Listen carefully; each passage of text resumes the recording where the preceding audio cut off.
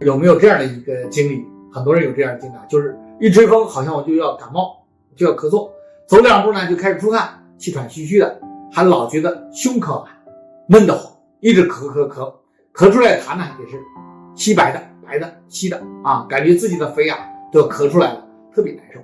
当心这个呢可能是一个肺气虚的表现，但是呢也别慌，今天呢给大家分享2味中药轻松的调理。我新开了一个田胜利中医学堂的视频号，目标呢是带学生教会他们用纯正的中医呢看病，帮助更多人。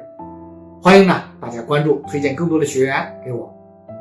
咱们辅病学说认为感冒咳嗽就是我们呼吸道上呼吸道它的微生态环境或者是黏膜免疫屏障受到破坏了，受到细菌病毒的攻击而引起的。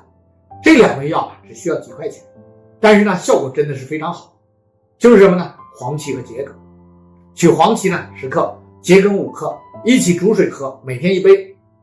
黄芪能够补肺脾之气，而桔梗呢能够开宣肺气，消痰止咳，两药搭配能够补肺益气，宣肺止咳，特别适合呢肺气虚的、经常咳嗽的、咳白痰的这样一些朋友。欢迎大家呢在评论区留言，和我一起讨论呢感冒咳嗽的相关话题。